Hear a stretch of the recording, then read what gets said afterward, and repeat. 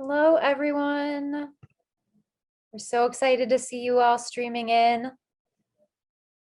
We're all kind of still getting ready, as you can see. But we're so excited about this event tonight. I think it's going to be really great. And I can get on this. You wanted me to get, that's fine. So we have with us so far Eddie Becker, Joan, Yoshiwara, and Skip Blumberg. Hi, everyone. I'm going to just do a little bit of an intro, and if Carlos could just keep letting people in while I'm doing that, hopefully while I'm doing the intro, a few more people will stream in and we'll be ready to like really give it our all. But thank you so much for joining us today. I'm Sarah Chapman, and I'm the executive director of the nonprofit Media Burn Archive, which is based in Chicago. Media Burn collects, produces, and distributes documentary video created by artists, activists, and community groups. Our mission is to use archival media to deepen context and encourage critical thought through a social justice lens. So this event is part of an ongoing free series that we've been doing for about a year now called Virtual Talks with Video Activists. Oops. If everyone could try to stay muted while we're doing the intro, just so that we can all hear. Yeah, so we've been doing this series for almost a full year now, and it's every 2 weeks. And the goal is to create conversations surrounding the way that media production can spark social change.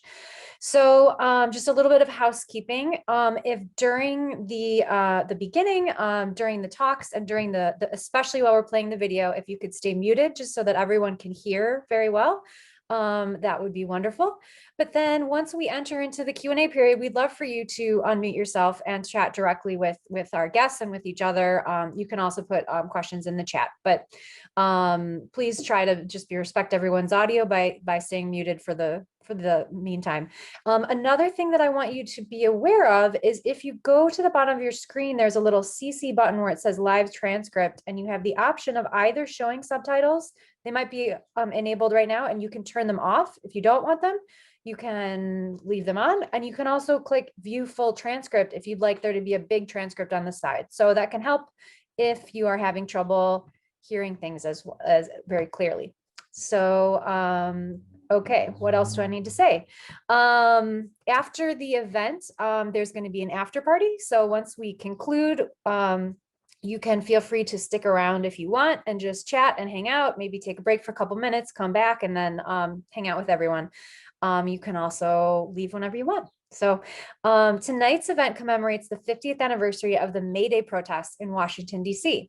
In the days before and after May Day 1971, almost 50,000 protesters from around the country flooded Washington, D.C. for a massive nonviolent action against the Vietnam War.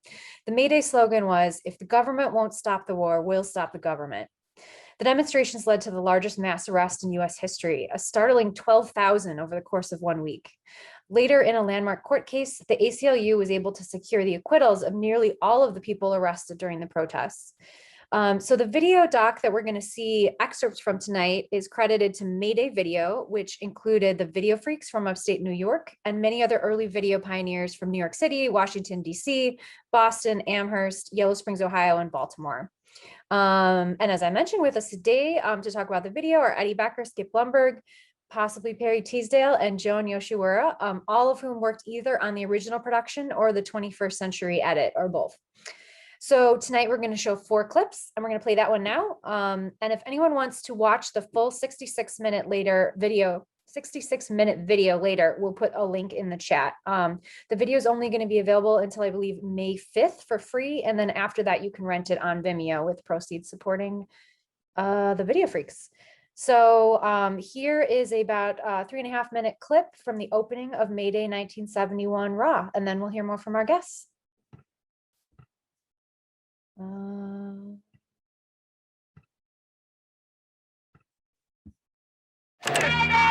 Mayday, fucker!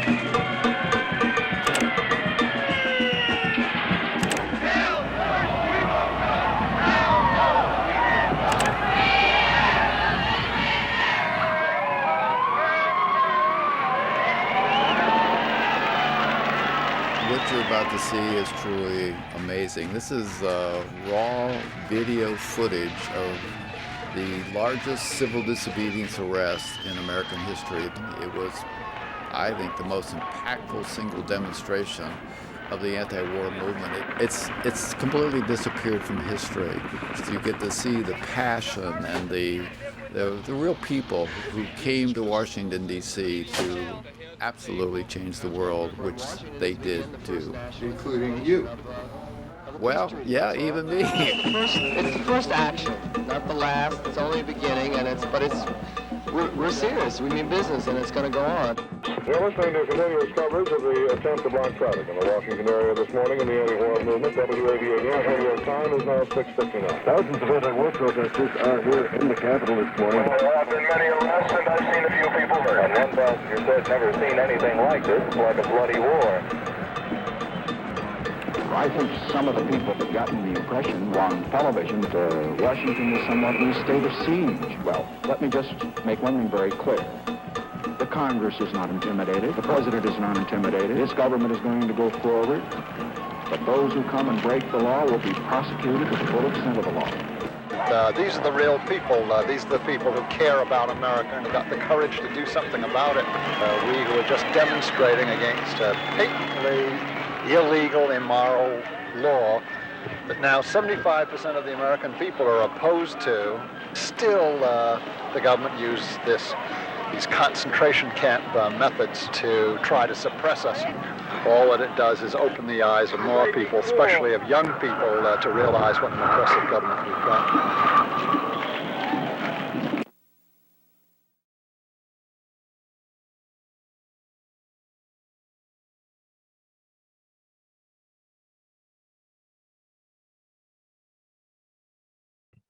Okay, this is my first time handling both the tech and the moderating, so bear with me, but let's see. Now we are going to hear from some of our guests about the context and the founding of the Mayday Video Collective. So whichever of you would like to talk. Why don't you guys say how you got involved? I was based in Washington, D.C. at a group that was doing research on communications. And eventually I got hooked up with people doing video at Federal City College, which now is the University of the District of Columbia. Can people hear me okay? All right. And I think the way we heard about each other was probably through Radical Software. And there was just this informal list of people who had half-inch video, and they came out of the woodwork. The war was raging. Nothing we did could stop it. I myself was going to be drafted, so I was pretty highly motivated.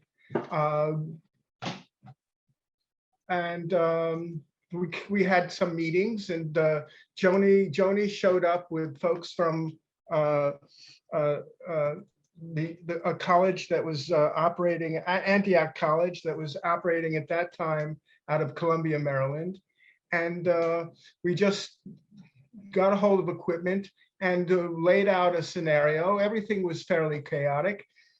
Whoever showed up had some regional contact. You could go out on the street and shoot video. And then soon we wound up in a loft south of Houston in New York City, the Video Freaks Loft on Prince Street. There was, I don't know, 4 porta packs or playback units, 3600s, reel-to-reel tape, very archaic. We had to feed it into a 1-inch machine, and we had to backspace each tape 7 seconds. And then at a precise moment with a stopwatch, we would hit play. And then inside a booth, Parry was sitting with Chuck, and they would, like, at the right moment, hit the record button. And we assembled the tape piece by piece with people shouting at each other, saying, I got something that works right here. And then people would view it and they would argue for an hour or 2 or 3. And some people would get it in and some people wouldn't. It depended on how how energetic you were. Joni eventually gets fed up and she steals all the tapes. Talk about that. That's what you want to start with? I think that's an interesting story. You took all the tapes, and we got up the next morning because we were sleeping under the editing machines, and the tapes were all gone. And even Skip, who was basically the fluid that kept everything moving, I think he was stumped. So we had like these professional filmmakers also in the crew who also went to jail with us, who were shooting from inside of RFK Stadium, who were trying to make Battle of Algiers, like that style and that importance, that explanation of, you know, the historic moment.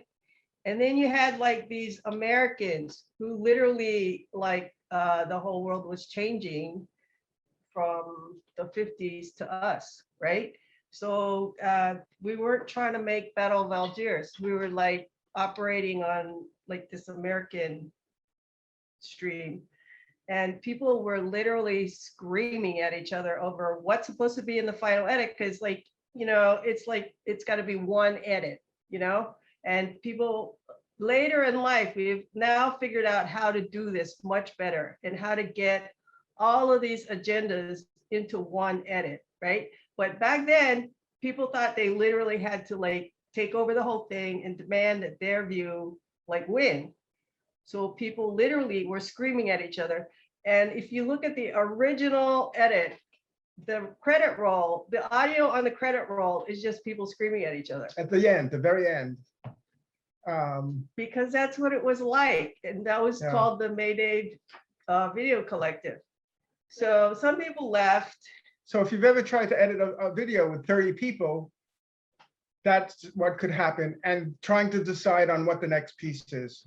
But the war had to be ended, and we had some unbelievably extraordinary tape, and everybody wanted to get a piece of, get the most interesting stuff on that.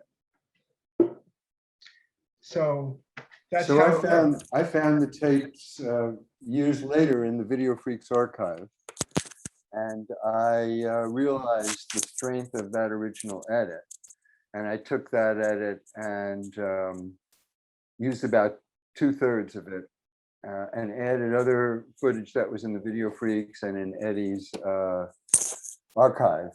And then I created the 66-minute edit that included the titles that gave context to people who didn't know the history, including like when Eddie said we gathered by Radical Software. That was a publication, for those of you who don't know, that was like the journal of the early video community.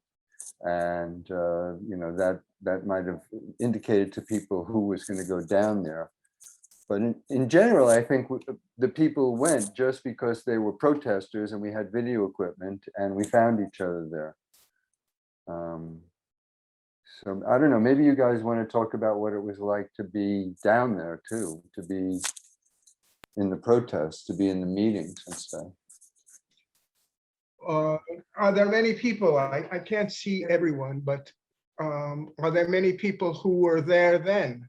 Do we have a representation of people who were at the event? I know Roger Hickey is here, and so is Nick DiMartino. Who else? Roger, let's hear from you. Where did Roger go? So, I mean, the thing I would have started with is the fact that this Mayday stuff and We'll Stop the Government came right after Dewey Canyon 3, which was Vietnam veterans throwing back their medals at Congress.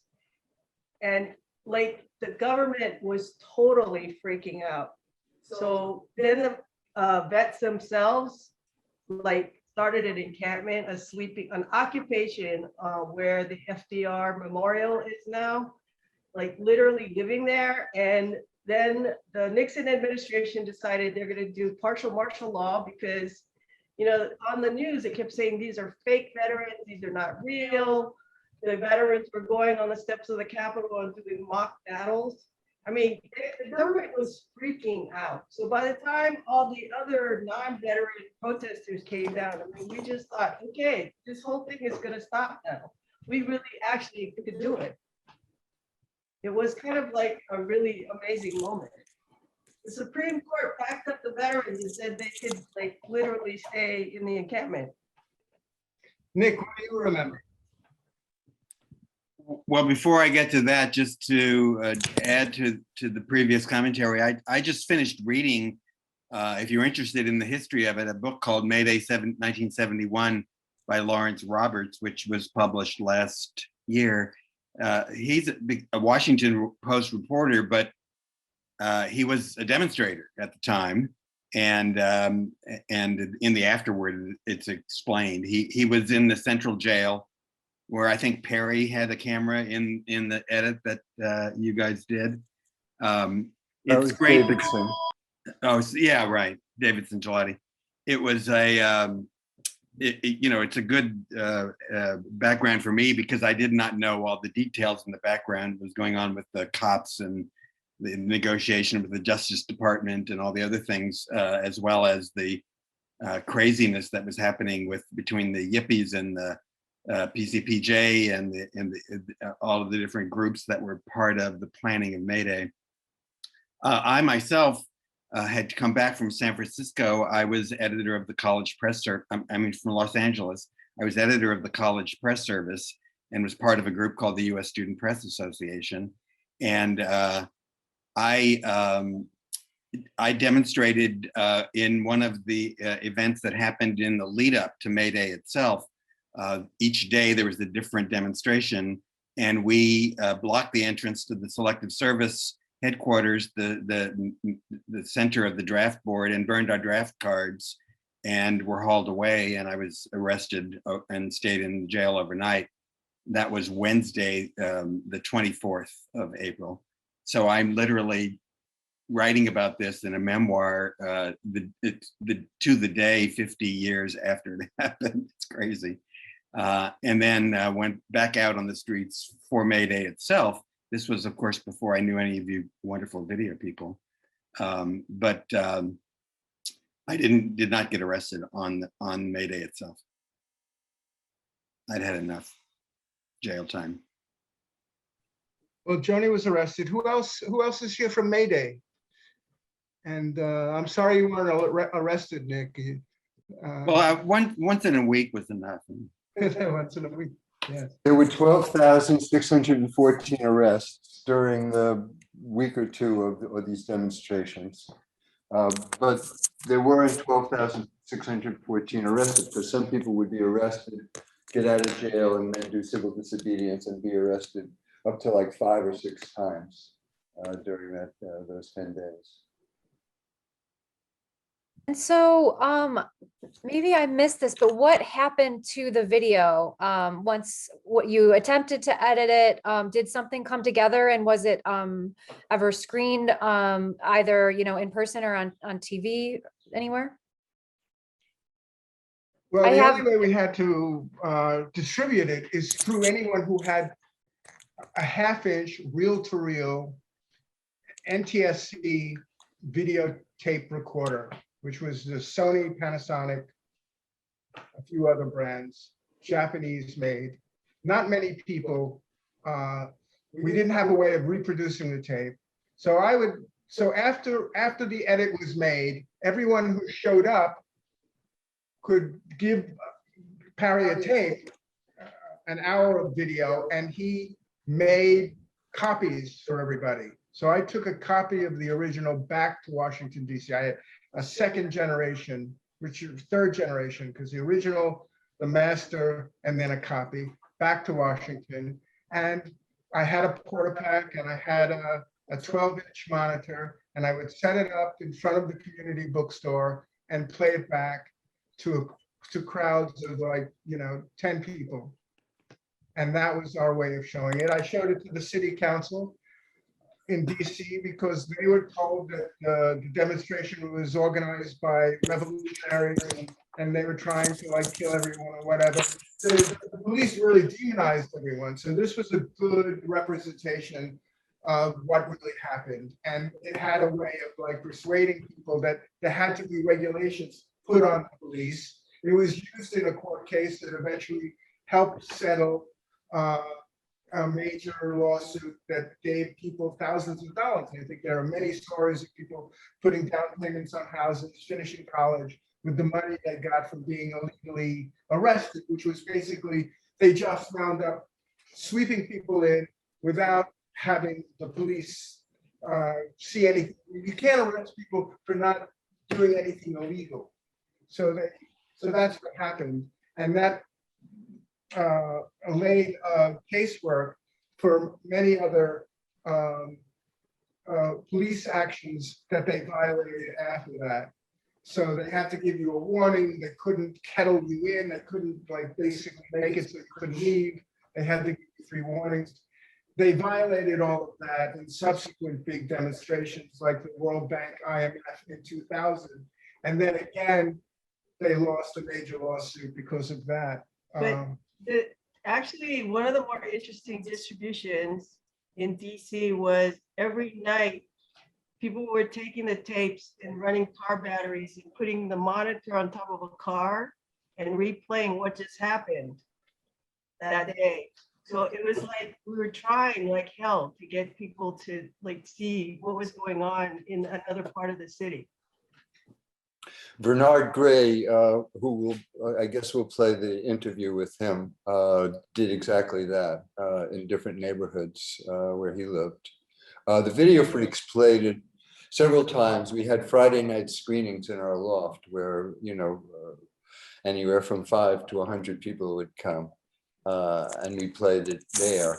And then we would take it around with us when we did workshops, or we would travel around with our, you know, media bus. But I remember one in specific where we went to France. David Court and I played it in the courtyard of a art school outside, where there were fires blazing around the edge, and there were 250 people because we also promised to play rock and roll videos.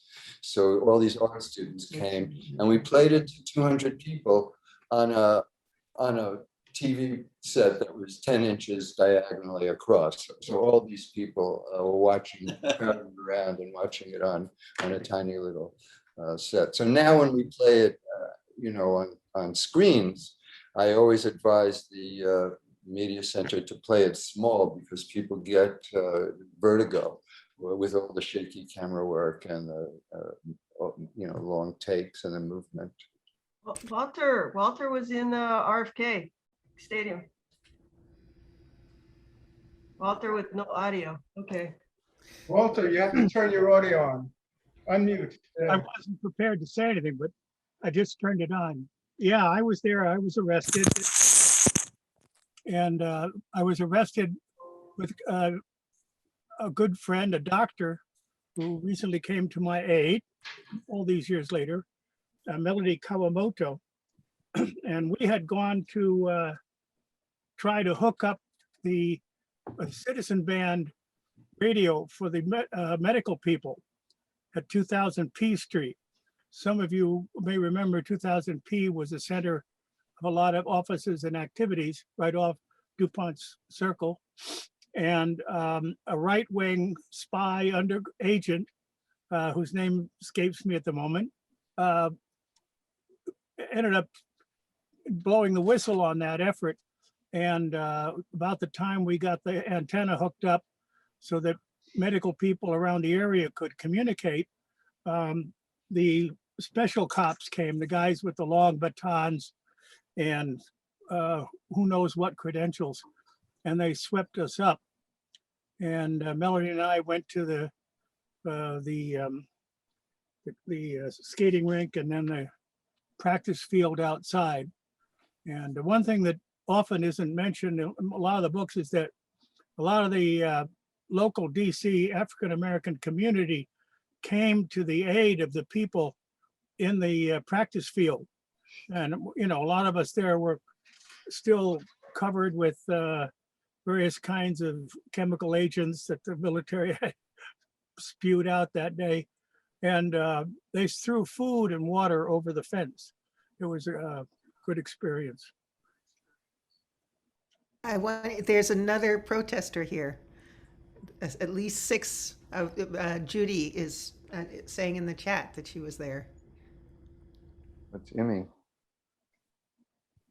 Yes, Judy Hoffman wrote that she was there as a student and that her brother was an attorney with the Justice Department at the time. He was stationed in a position called the War Room at the Justice Department monitoring the demonstration.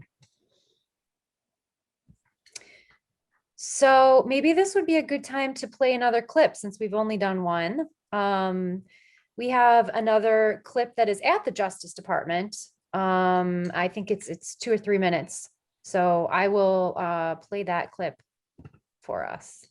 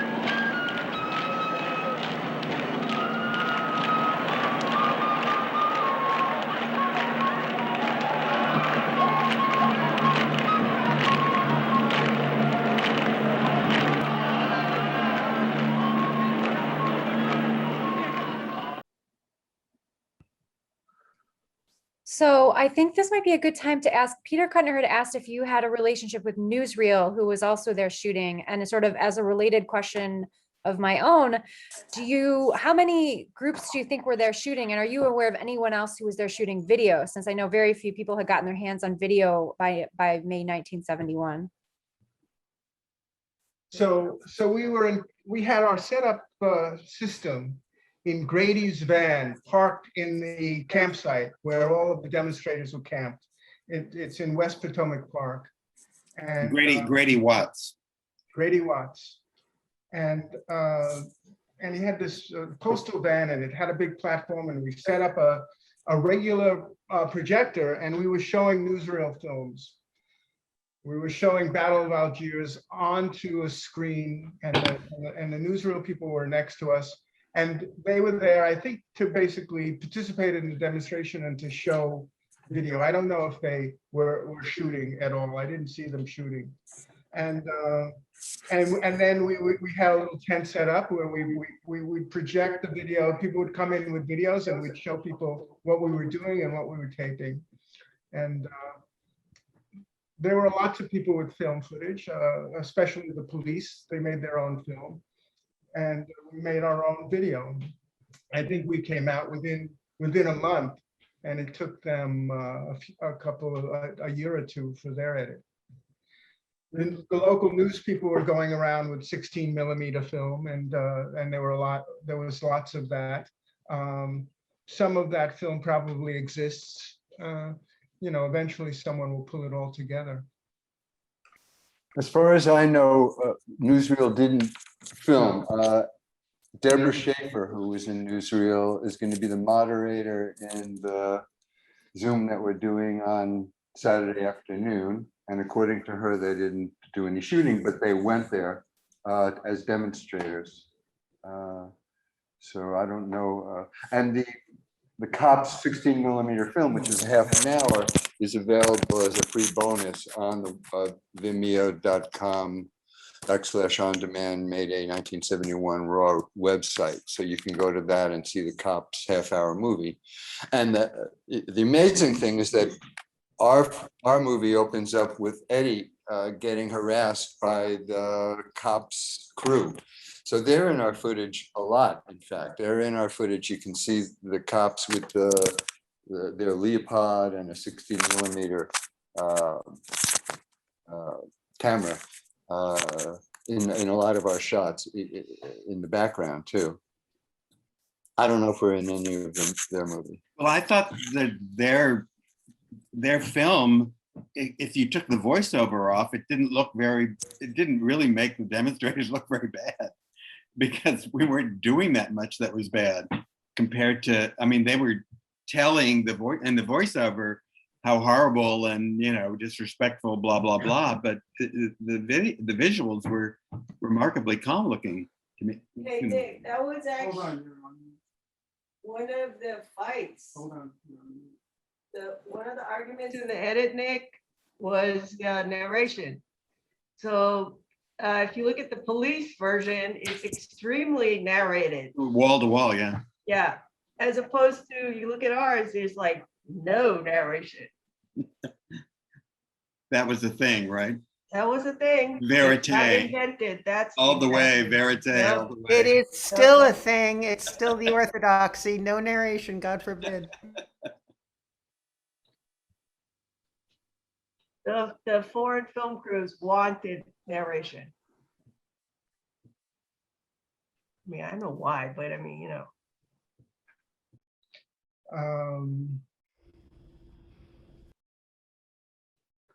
So what else about Mayday 71? I mean, it took after that another 5 years for the war to end. It wouldn't be until like 1975, 1976 that the war would end. And this was probably one of the last huge demonstrations. But what eventually happened is that Nixon, I think, obviously, yes, Trump, Nixon. Nixon freaks out and he really engages the plumbers at that time. And they then soon, and this also motivates Ellsberg, he writes about it, to release the Pentagon Papers. So he does that. They have organized a group to try to discredit the demonstration. And that group went to try to beat people up, and they succeeded some places. This is written about by Ellsberg and others. And then they overstep themselves in Watergate, and he has to leave office. And then in 1974, there are elections where a Congress changes completely and they defund the war. So even though Ford wants to continue bombing and doing all of that, they're forced to leave, and that ends the war. Maybe the first war in American history that ends because of an election, because of the democratic process. So I think it was significant. I think it was also ended because of the actions of the Viet Cong. They won, yeah. Yes, they won. But they won, but the U.S. could have continued to bomb them. Yeah. And they did. I mean, the war continued.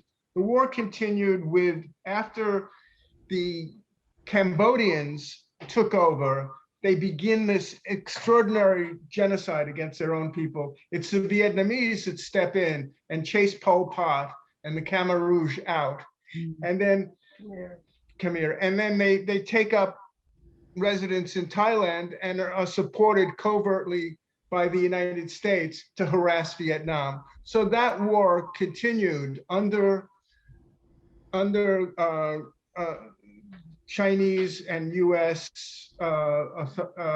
support for another 10 years. I was, at the time, I was working a bit with the Winter Soldier Collective. The hearings, I think, were in 71. And then the film was made by Bob Fiore, Barbara Capo, Barbara Jarvis, Fred Aronow, a bunch of people. And I just came in at the end of it, was helping with the editing and cutting negatives. That was 16 millimeter. So, but that film got a lot of, it got around also. So that was part of the mix of what was going on in terms of really showing the alternative and distributing it and stuff.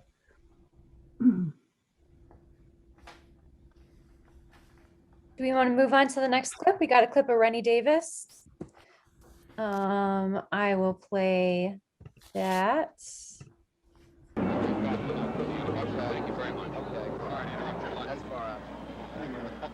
Press has handled this demonstration, and they handle it in the usual way. You know, it's always, will they be violent or non-violent, you know, and you know, it's hard for them to get into the fact of why we're here, you know, they haven't yet to explain to the American people what the peace treaty is about. That here is an incredible document signed by Americans and signed by Vietnamese, it's signed by the Viet Cong, it's signed by Hanoi, signed by virtually every non-NLF organization in South Vietnam, and it lays out a way to end the war. Set a date for the total withdrawal, that's what 73% of the American people say right on to, and then we've got a document that will bring home American prisoners of war, we'll set up an immediate ceasefire in South Vietnam. We'll establish a coalition government where any political personality or force or individual can run.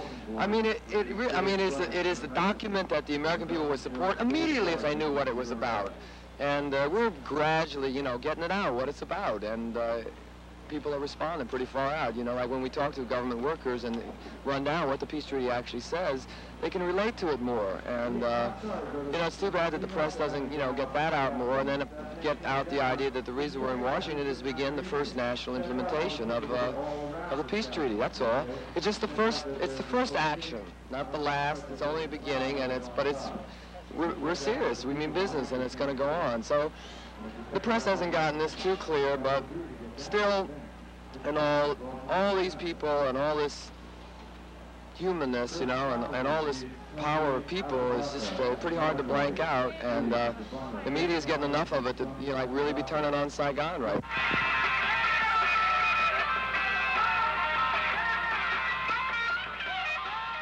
Effective, Paul? Yes, certainly do. Excuse me, fellas. You get this many National Guard in the city, you know they're scared. I was talking to an MP last night.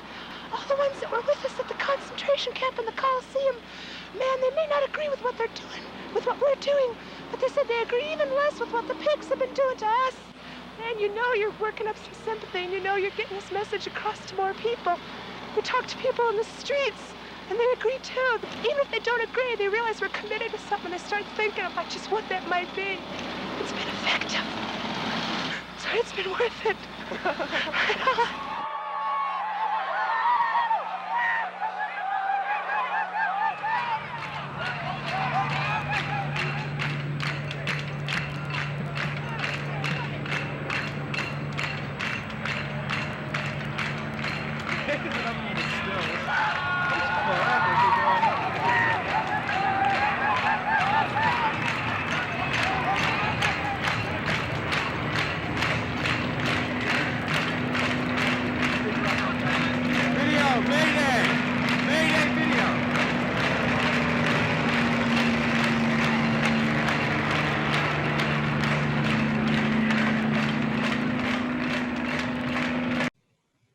So I wonder, I mean, that video was really focused on the long-term impacts, what people thought they would be in the moment. And I know that Eddie kind of talked a bit about the trajectory of the Vietnam War.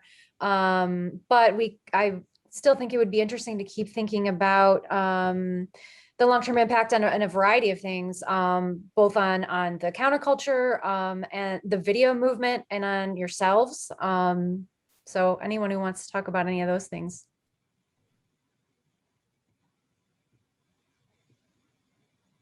because many of you, this may have been the first or one of the first, the few first times you started using video, and you went on to do some pretty exciting things, in my opinion, over the next decades, years and decades.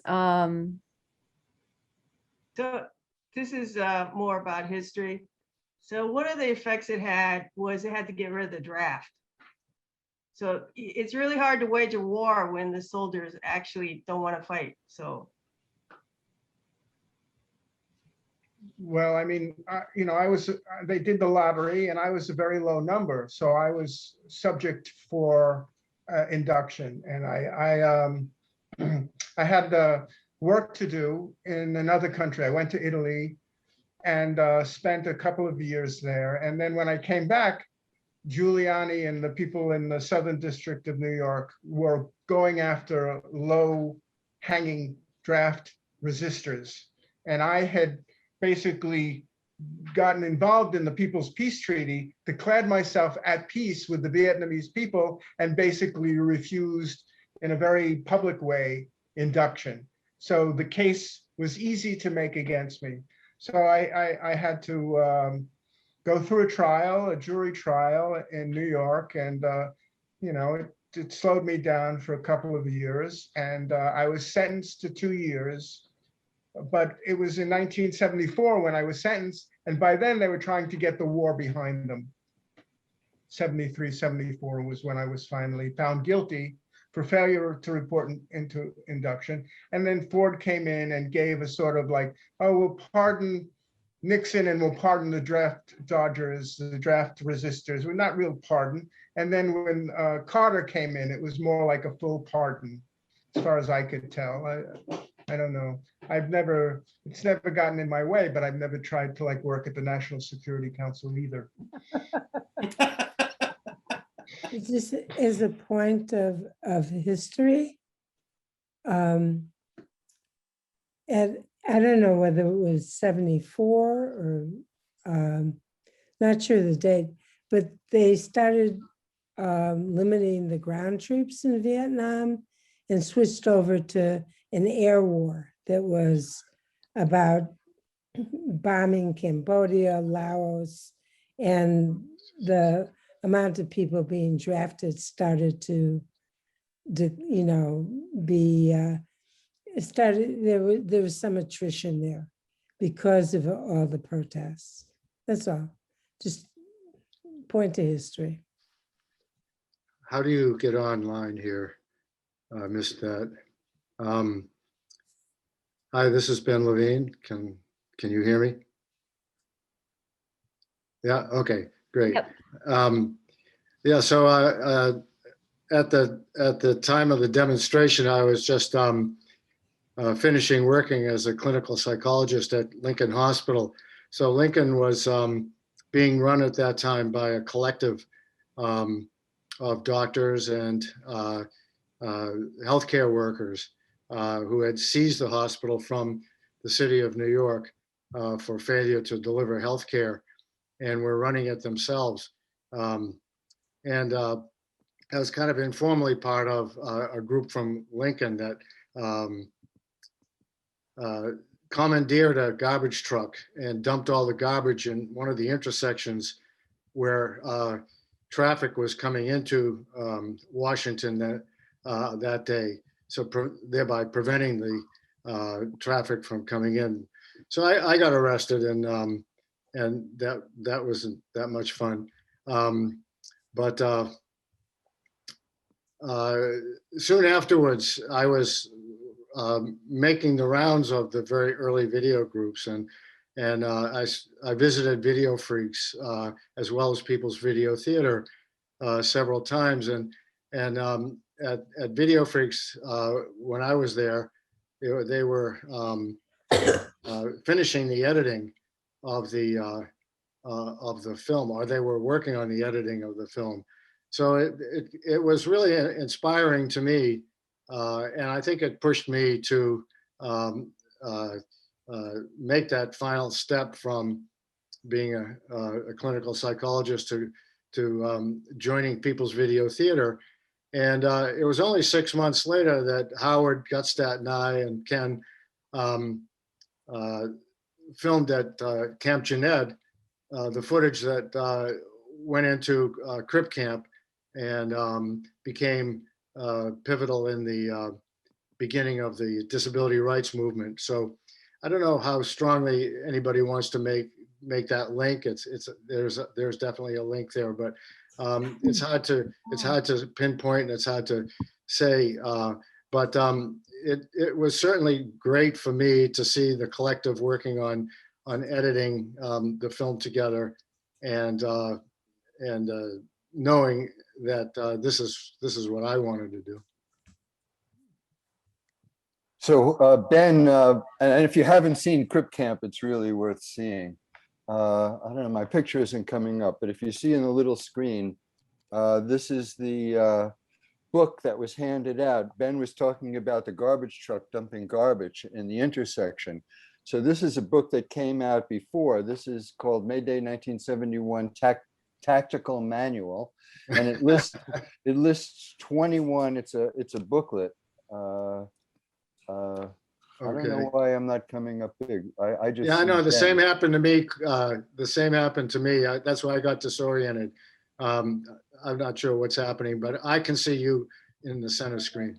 Oh, okay, great. So in any case, this has 21 separate sites where the demonstrators were supposed to go to stop the traffic. If the government won't stop the war, we'll stop the government, and talks about tactical approaches to target areas, what our response should be, rest in jail, and it's like a whole manual about That's Mayday. great. And, I've never seen that, Skip. From 1971. And Next it's time I available. visit you.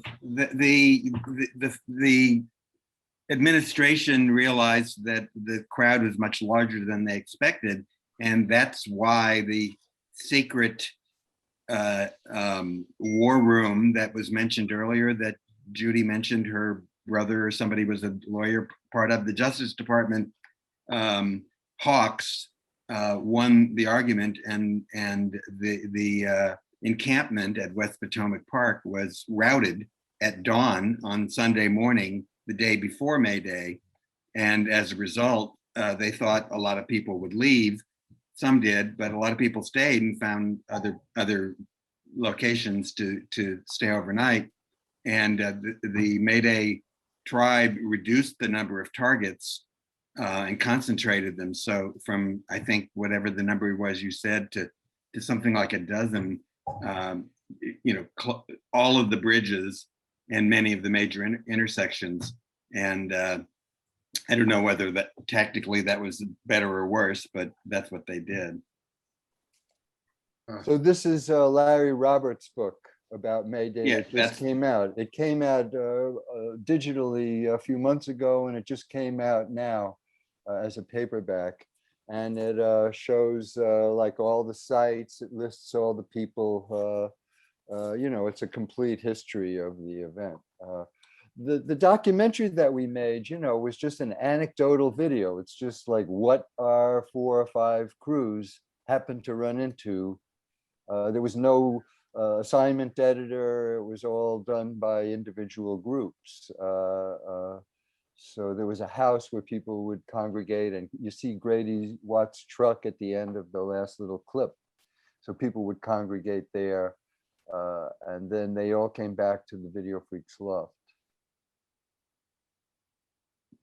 Steve Goodman had a question in the chat about if any one of you had any thoughts on how the Kent State killings the previous year and other student protest moments, like in movements like in '68 in Columbia and France, at Columbia or in France, how those things may have impacted what went on at the May Day protests. One person's version of, or summary of May Day, that basically thought everybody was a hippie or a student. And one of the factual corrections has to be, those guys were vets. So it could have been that what led up to it, like the student movement definitely influenced the vets, right? Because by that time we have like underground coffee houses, we have like ways to get to Canada. I mean, there was lots of stuff going on. So they didn't have to fight if they didn't want to, right? I mean, it's a little hard. It wasn't that easy, but like in terms of like them vets themselves being able to access, you know, anti-war, it was becoming all over the country. So If I could just jump in for a second, being a student at the time and, you know, at University of Illinois in Chicago, which was just a, you know, kind of like working class university. The GI Bill enabled vets to when they returned to get an education. So as a student, I was running into people who had been in Vietnam and having discussions with them because it was so much in the discourse of our lives. It was really, you know, quite transformative to be able to interact with vets. And also at the time with SDS and factions like PLP, having students not just be students, but go out and organize in factories. There was a lot of movement at the time and a lot of interaction. So that I think eventually Kent State was really a moment because my university and a number of other ones, we just shut the universities down. No more school. 300 universities shut down in, the week after Kent State. And the administration thought that the movement was dying because the demonstrations had faded out. But the invasion of Cambodia resuscitated the movement. And it was the largest single demonstration nationwide on the 24th of April in 1970. Yeah, it was way more than 50,000 people who showed up. Yeah, I mean, it was gigantic across the country. Like, it was more like about 1 million. So eventually, a bunch of different things broke off from the demonstration. People went home and began working in that community. The beginning of May Day begins with Operation Dewey Canyon, where you see Parry, who became a senator and Secretary of State, he threw his medals in. It was the GIs that came back and said, look, this, I don't know who we're fighting, but like, you know, we're just killing innocent people and it isn't worth it. And so they really informed the anti-war movement. I mean, ultimately it gets, you know, taken over by this MIA, let's get even with Vietnam kind of people. But that was really the spearhead, the sharpest part of the movement, which were the GIs. A lot of people, though, you know, you had the choice of being a hippie, dropping out, living in a commune, or like basically, you know, to the other extreme, going underground and trying to like throw something to stop the machine. And in between, people found their way. And a lot of people get lost in heavier drugs, and a lot of people go into despair, and the movement eventually weakens as people get into more ideological differences and things like that. But anyway, the ideas were good, and that's what kept me going. I'm not sure that's the case, Eddie. You know, I mean, you know, going back to being a student, and I volunteered for VVAW, Vietnam Vets Against the War, that had in Chicago a base. I think part of it was that it turned into an air war, that privileged people could avoid the draft given their 2S status. And it seemed to, in some ways, just the movement gets co-opted. It wasn't just hippies. I was a political person, and the idea, the counterculture was an anathema to me. I thought they were just buying into the power structure and not really counter to the dominant culture.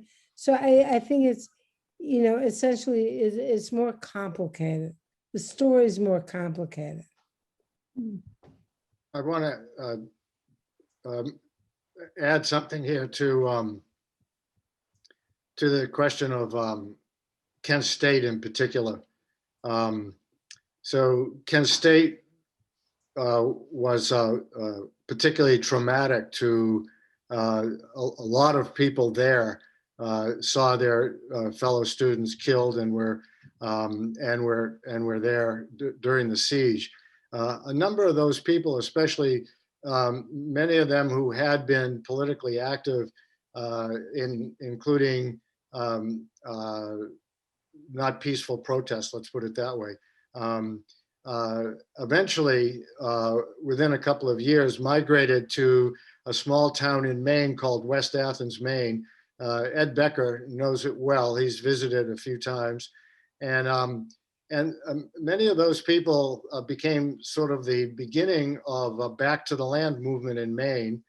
And the Back to the Land movement in Maine became the beginning of the organics movement, which is probably arguably stronger and earlier in Maine than elsewhere. People who led the organics movement took over the Department of Agriculture essentially in the state of Maine. And today they run a number of multi-million-dollar seed companies and food distribution operations. And today there's a renaissance in locally grown wheat and so on. So I'm not putting this out in any kind of comparison or analysis in terms of one strategy or another. This was a sympathetic, spontaneous, and also real life response to real life situations that people were healing themselves in this way, and also, you know, doing positive things. So I think it's part of the history. Doesn't necessarily lead to creating a perfect society or anything, but it's there. Ben still works, still lives in Maine, and he's not being paid by the Chamber of Commerce, I don't think. But we appreciate hearing about Maine. I just want to add to Steve's question. You know, the point is it's up to the historians to determine the impact of these different events. But Eddie and Joni, Roger, Bernard went to a reunion of the MAYDAY tribe in 2016 when we were first beginning on the re-edit of this movie to play clips and to get their impressions of it. And at that time, that was during Ken Burns' series on PBS about Vietnam. And they strenuously objected to Ken Burns' conclusion that the student movement and the demonstrators had no impact at all on the ending of the war. In other words, Ken Burns was, you know, his GM-funded series said that it was going to end anyway, and it was up to the government to do it, and that's how it happened. And these demonstrators were like furious at Ken Burns, even ones that were in his movie. They felt like they were being misused.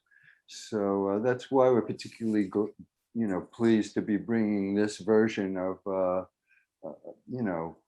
the spirit of the event. I mean, that's the thing for people who weren't there. I mean, I'm sure at least half of the people remember the Vietnam demonstrations, and this was clearly not the only one. There were frequent demonstrations against the war in cities around the country. There were people killed at Jackson State. Nobody mentioned that. That was a black college, and there was Right, Dee. Yeah. But a lot of the work of the coffee houses was very important. Bill Shapp and Ellen Ray were one of, they went to Hawaii. They moved to Hawaii to show films, and they would get film. I would pack up films from Winter Soldier in those film crates and send them out to Hawaii, different places. Winter Soldier took a while to edit, but before they finished the edit, they made small reels of just different parts of the testimony. This was the testimony in Detroit of the Winter Soldier veterans talking about the atrocities and the real horror of being a soldier in Vietnam. And there were maybe, I don't know, 15, 20 reels that were circulated all the time from one coffee house to another. They couldn't show video because they didn't have a video machine, but that was too early, and they were showing 16mm film. So I want to go back to what Skip was saying. I was there at those coffee houses. So it was also a sanctuary movement and the way to get to Canada, because it was like a major R&R stop. So there was like thousands of R&R GIs, and you could talk to anybody. And we were running the like anti-war part of it. So guess who like told us? Guess why the secret bombing of Cambodia wasn't secret? Is because the guys who did it literally called up the underground GI newspaper and told them what they were doing.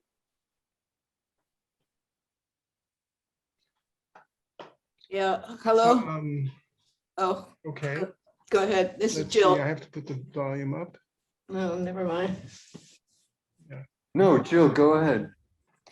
All right, about 5 things. One, Winter Soldier people were very disappointed that they got no national press. It was completely suppressed after Dewey Canyon, which got enormous attention. 2, I after the Ken Burns 18-hour debacle, I decided to make a 45-minute film for high school students about the Vietnam War, which I'm about halfway through. And all the things we've talked about are in there. 3, Nixon killed the draft in 71, I think, probably in response to the Mayday action, but also because he sensed that the American people had it with the dead bodies coming back. And that's when he started the air war and told the South Vietnamese, you fight on land and we'll just bomb the North and Cambodia, I think, as well. So that's why there was no draft after 71. Anyway, that's just a few little details. Okay. Can I add one more thing? You asked about what the impact is on video and our practice of the craft of video. One of the remarkable things, and Eddie and Skip have described this and others, is the fact that people came together in order to make something as a collective, as opposed to it being any kind of a film crew with a corporate structure or even a single collective. And that principle continued to operate throughout certainly the rest of the 70s. And the event that I would call to your attention is what we did as a collective group in response to 3 Mile Island. So 3 Mile Island happened at the end of March in 1971, the nuclear accident that freaked the world out. And within 2 weeks, I believe, a demonstration was called on the steps of the Capitol, and tens of thousands of people showed up, and we raised, I don't know, $25,000, and everybody came to Washington with their cameras. And I mean, by this time we had trucks borrowed from CBS, and people were very involved from all parts of the communications business, and we sort of lobbied and got PBS to allow us to gain access to the satellite to pipe this broadcast live, a 3-hour live broadcast from the steps of the Capitol. And we did a syndication campaign and got 25 stations, including New York, LA, Chicago, Washington, DC, and a lot of other big cities. So this was. You can see. Pardon me? Sorry. Yeah. So the whole idea of coming together to do something as individuals in a group it was a very powerful thing. And but we didn't have, as was mentioned before, early on in May Day, we didn't have distribution. We worked throughout the 70s to get distribution, cable TV and public broadcasting primarily, public access and other forms of distribution in order to be able to reach more people. And of course now it's on your phone, but back then it was hand-to-hand combat to get people to see the videos.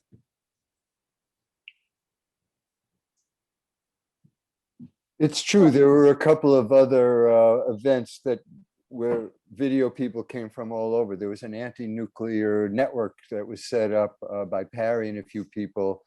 I forget, it was protesting a nuclear power plant in New England.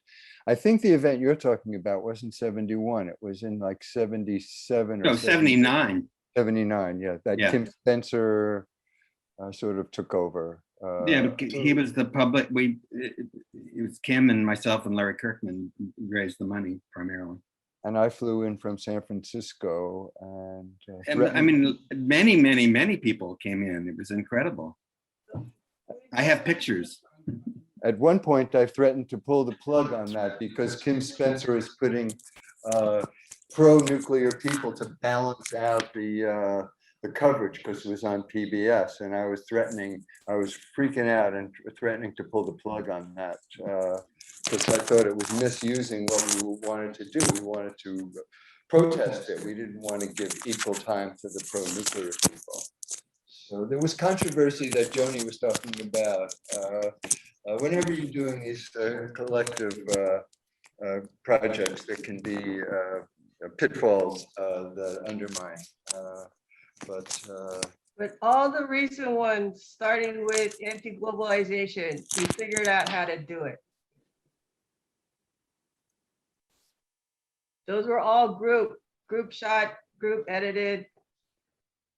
And maybe Dee wants to talk about that. Yep, Dee was there. Maybe she doesn't. Dee, you got to unmute yourself. Someone get Didi's attention. Yes, I got it. The idea of using a satellite, that was very inspirational, what you guys did.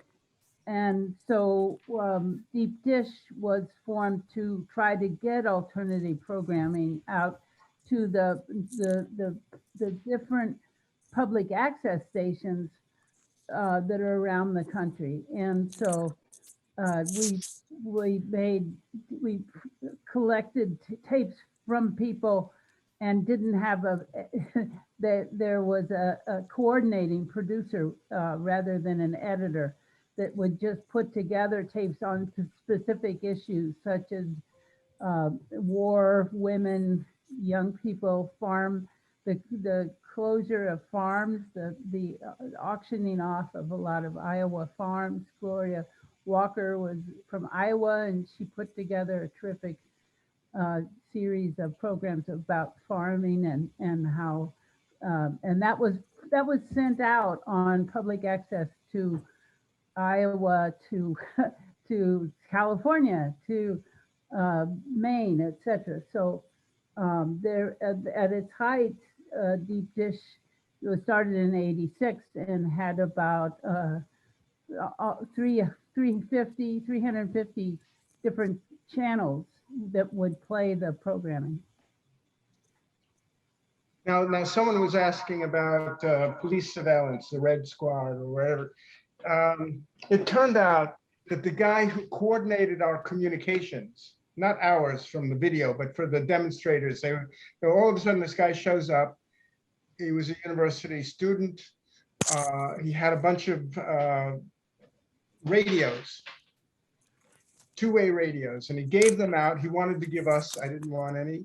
He was going to coordinate everything. They had this thing set up. It was very centralized. And it turned out that the police controlled the demonstrators' communications through this system where they were able to tell what groups were where and who was doing what, because they encouraged everyone to tell them where people would be because they were going to coordinate it all. And in subsequent demonstrations that I worked on, including inaugurations and in World Bank, IMF, there's always been someone who wants to help with communications, and they have some skills and they have some resources, and they're willing to like put in a lot of time, more than most demonstrators who and that's what they sought to do, and still seek to do it. That was the key to what they had done. And it was interesting because I had gotten into doing research on Central America and wound up doing research in the National Archive. And the way they were trying to track down Sandino was they were intercepting the communications between Sandino and the rest of the world through the couriers. And they would like basically intercept the couriers and get their communications. So yeah, we learned a lot about that. And that's what we were wary of. So we've been able to, it's fairly easy now to spot people who want to help, who actually are working for someone else. It gives me suspicion. It makes me a bit paranoid all the time if people are interested in helping me. It's been actually some kind of that's how it works. So whenever we'd have big meetings, we always would wonder, like, who's the cop, who's reporting back to the police of our activities, even though we weren't dangerous per se, as opposed to, far more radical and violent protesters in those days. But if the FBI is listening, I just want to say hello right now to them, acknowledge their service. And of course, the tables are now turned because the police were the ones who had like basically been attacked by the right wing, which is something that also a lot of people I know, these groups have been threatening us, and they have also been tracked, and a lot of us know a lot about them. So people I know now have cooperated somewhat, identifying people who represented a threat at the Capitol. Cool. Yeah. I'm interested in when Skip first was talking about it's up to history to make that decision. I was struggling. Jill said she's right. She's doing a movie which is probably significant because going backwards is the way we're going to be able to understand what happened. So how it's determined what happened and what mattered has to be available to people. So that's part of what we've been doing, but it's also what Eddie's been doing, and everybody has in some ways. That's just my piece. I think we should watch our last video before we run out of time. So we have one more video with Bernard Gray. This is what I use. It's a Zoom camera. I work with a lot of musicians and they have Zoom recorders, so that's why I got to it. So what stands out to you from the experience of being on the MAYDAY video? Well, I have to go back a year or two before then, and I started working with a guy named Roberto Faenza, who's a filmmaker from Italy, and Eddie Becker at Federal City College. Dr. Joe Page had a space in a project down on K Street in I think it was a 1400 block. And I'd been turned on to video and gotten a Porter Pack, and et cetera, and all the rest of that. And so I started just, working with them.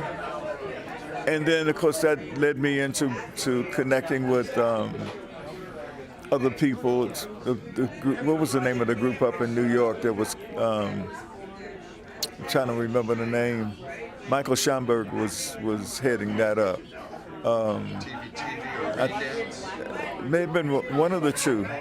And in fact, when Color Porter Packs first came out, They had somebody going to Japan, and I got one of those units. It cost about $3,000, but so it was an exciting time. It was new technology, and I happen to gravitate toward technology.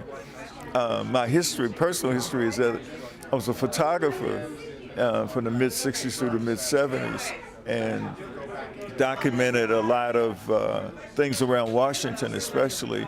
And I had an opportunity in '68 to travel around the country recruiting for Vista and the Peace Corps. So it took me to California, Washington State, Illinois, Minnesota, Ohio, those places, recruiting on college campuses and also in communities. And so I had an opportunity to really get a sense of what the country was all about in that travel, attended Panther meetings and things of that sort. So it informed my activity with the Video Collective. I remember one of the first things we did was recorded a session up at St. Stephen's Church up on 16th and Newton Street, where Mary Baraka came to, and Sonia Sanchez came to read poetry. That was one of the first joint efforts I engaged in. And then, of course, with the MAYDAY, specifically with the MAYDAY project, I was aware, obviously, of what the plans were to record down on the site itself. I did both photographic imagery as well as video imagery. But I knew that most of my folk weren't going to go downtown. They thought of it as a white liberal thing, for instance. Although they were concerned about the war, they weren't going to go downtown. So I then decided to go down, record some imagery, and then come back up to, like I said, to 14th and U Street, to the corner there, and set up a generator to power the monitor we had. Set the monitor on top of my car and just showed video, and then shot videotapes of the people looking at the tapes as well. So. And how is it working together with this group of diverse people? You knew some of the people, but you didn't know everybody. You develop friendships quickly. I mean, you know, I think probably just because we were all in it to do similar things, although we come from diverse backgrounds. I was one of a very few black people in the collective, but race didn't enter into it at all. We all were there to serve our communities in every kind of fashion that we wanted to. So I think that's what held us together, and their friendships that have lasted. Eddie and I are friends all of these years, as an example. You know, there are people who were involved, Jake and Grady and Nick DiMartino. Names that I've not seen these people in 30 years or 40 years, but they're names that are indelibly imprinted in my mind. So, was anybody in charge? Was anybody like assigning you what to cover, or how did that work? I don't remember that to be the case. I don't remember that there was it was a consensus. Basically, I'm quite sure there were folks who, you had to cover different things. You know what I mean? And so I'm quite sure that there was that kind of activity going on. Although I knew what I wanted to do, and that my task was to get imagery that represented what was going on downtown, and then to take it back up to my neighborhood. You know, working together, I mean, there was clearly a team working together, although we were all independently connected to it. It taught you something about working together. it reminded you of lessons you learned when you were a child that you should do so. In projects that I mentioned earlier that I've worked on projects teaching young people, and while they learn how to create websites or shoot video or record audio, sound, or what have you, what they learned more than anything else was teamwork. That was the whole idea of it all, is that in order to get this thing done, whatever it is, that you've got to work as a team. And in the projects that we were working on, especially shooting video, you had an audio team, you had a camera team, you had a researching part of the team. You know, all of these people worked within their own group, but also worked collectively. And so it was just a continuing to learn those lessons that had been taught to me as a youth, and I'm quite sure to everybody else. So it spreads it just for your teaching young people. That's great. Right, exactly. Yeah. All right, great. Thanks a lot. Certainly. Thank you. Sure. Wow. Yeah, Bernard recently passed away in Cuba. He was on his way to Matanza. I had been in touch with him because he was I asked him to do some filming for me of there's a certain sound that comes out of Matanza, and I had documented it in a drum circle of another, of a Cuban American who was running the beat at the drum circle in Malcolm X Park. And coincidentally, Bernard was in Cuba, and that's where he passed away. He just passed within like 6 months ago. Wow. What a loss. And, yeah, it was sudden. Well, I'm just going to say that we're going to move pretty soon into the after party, and the conversation doesn't really need to change, but I'm not going to like moderate it anymore. But that will be great for all of you. But I wanted, before we move into that phase, to just remind everyone or let everyone know that there's going to be 2 more Zoom events and 1 in-person event surrounding this May Day video stuff with slightly different guests. Different stuff is going to be screened. So I put a link to where I think all of them are aggregated on Skip's website. And if Skip, if you want to like say what's coming up, that would be great.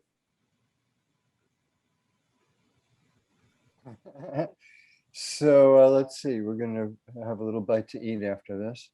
And then tomorrow we have another Zoom event with Goddard College. On Saturday, it's an evening wine and cheese Zoom at 5 o'clock.